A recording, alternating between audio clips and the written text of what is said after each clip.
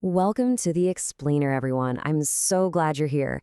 If you've ever wanted to decode that invisible web of smart devices that literally surrounds us 24/7, well, you're in exactly the right place. We're going to break down this massive, kind of mind-boggling ecosystem called the Internet of Things, or IoT for short, and see exactly how it ticks beneath the surface. So, right off the bat, what in the world does a 1980s Coca-Cola vending machine have in common with a massive, data-driven smart city? It sounds like a joke, right? But the answer is actually the foundation of our entire modern world. They both represent physical objects that exchange data over a network, totally without human involvement. In fact, that vintage Coke machine, it was actually the very first IoT device. All right, let's dive into this. Here's our roadmap for today. We'll start by defining the connected world, then look at the building blocks of IoT. Next, we'll compare consumer and industrial IoT, unpack cloud, fog, and edge computing, and finally, wrap up with 5G, security, and what tomorrow looks like. Section 1. Defining the connected world. Now, the Internet of Things definitely didn't just pop up overnight. After that 1980s vending machine, the actual term Internet of Things wasn't even officially coined until 1999. And for a while, it was just kind of theoretical. But the 2000s, that's when things absolutely exploded. You had this perfect storm: cheaper sensors, faster internet, and ubiquitous wireless standards like Wi-Fi and Bluetooth. It turned a neat idea into a global phenomenon. And today, we're looking at over 20 billion active connected devices worldwide. That number is just staggering. Moving right along to Section 2, Building Blocks of IoT. What's really fascinating here is the sheer simplicity behind all this complexity. Every single IoT device, from a basic smart thermostat to a massive factory robotic arm, relies on four essential layers: sensors, processors, gateways, and applications. Take away even one of these blocks, and the whole system just completely falls apart. It helps to think of this like human anatomy. The sensors? Those are the senses, out there in the physical world gathering raw data, like temperature or motion. Then you've got the processors, acting as the brain. They take that massive influx of raw data, turn it into usable intelligence, and encrypt it for security. Next up, the gateways. Think of these as the nervous system, providing the network connectivity to route that processed data exactly where it needs to go. And finally, the applications are the delivery. This is the cloud-based interface where you, the user, actually interact with and control the data. It's this seamless, beautiful flow from the physical world right to your smartphone screen. All right, Section 3, Consumer versus Industrial IoT. So, understanding this divide is absolutely crucial. See, consumer IoT is designed around people.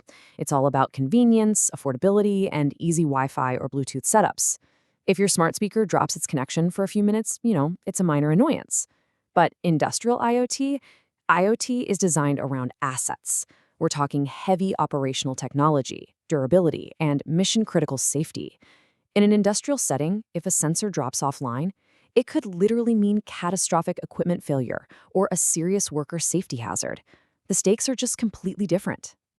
To make this a bit more concrete, let's look at some real-world applications side by side. On the consumer side, you've got things like smart thermostats managing your living room temperature, fitness trackers counting your steps, and video doorbells keeping an eye on your porch.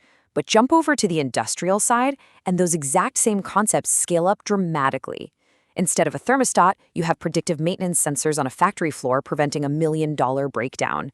Instead of a fitness tracker, you have massive asset tracking systems monitoring high-value equipment all across the globe. And here is a pretty wild statistic. When we hear IoT, most of us picture smart home gadgets, right? But commercial asset tracking and fleet management actually make up the largest single application of IoT today, a massive 22% of the total market. Tracking shipping containers and managing logistics vehicles is what's truly driving the bulk of this technology worldwide. Which brings us to Section 4, Cloud, Fog, and Edge. Traditionally, IoT has leaned really heavily on cloud computing. And the cloud is incredible, for sure. It gives us virtually unlimited resources for data processing, complex analytics, and remote storage. But we kind of run into a fundamental law of physics here. If you send every single piece of raw data from a sensor halfway across the world to a remote server, wait for it to process, and then wait for a command to come back, you get delays. In the tech world, we call this latency, and it's a huge bottleneck. And this is exactly where fog and edge computing swoop in to save the day. Instead of sending all that data far away to the cloud, edge computing handles real-time processing locally, right at the network's edge, super close to the actual end user. Why does that matter? Well, think about a life or death scenario, like a wearable IoT ECG patch monitoring a patient's heart. If that patient goes into cardiac arrest, the device needs to respond instantly. It absolutely cannot afford the latency of waiting for a server on another continent to process that data. Edge computing makes that immediate, local decision-making possible. And finally, Section 5, 5G, Security, and Tomorrow. First up, let's talk networks. 5G is basically the ultimate game changer for speed and reliability in IoT. It drops latency down to mere milliseconds, enabling that instantaneous decision-making we just talked about. Plus, it can handle a massive number of devices simultaneously. But here's a really surprising fact. 5G actually improves battery life remote sensors. Seriously, because it transfers data so incredibly fast, these devices spend way less time in a power-draining active state. They just wake up, blast the data out instantly, and go right back to sleep. This is huge for things like remote agricultural monitors. But with all this speed and hyperconnectivity comes the real climax of this explainer, the terrifying vulnerability of the whole setup. This massive expansion of IoT creates an unprecedented attack surface for cyber threats. We're connecting our most intimate physical devices, home security cameras, hospital equipment, even industrial power grids. If the network isn't rock solid, these devices are wide open to horrific intrusions, like node replication attacks, where a hacker essentially clones a trusted device's identity to sneak into the network. So what's the fix? Well, the answer is increasingly being found in blockchain technology. By integrating blockchain into IoT, we get a decentralized, tamper-proof ledger.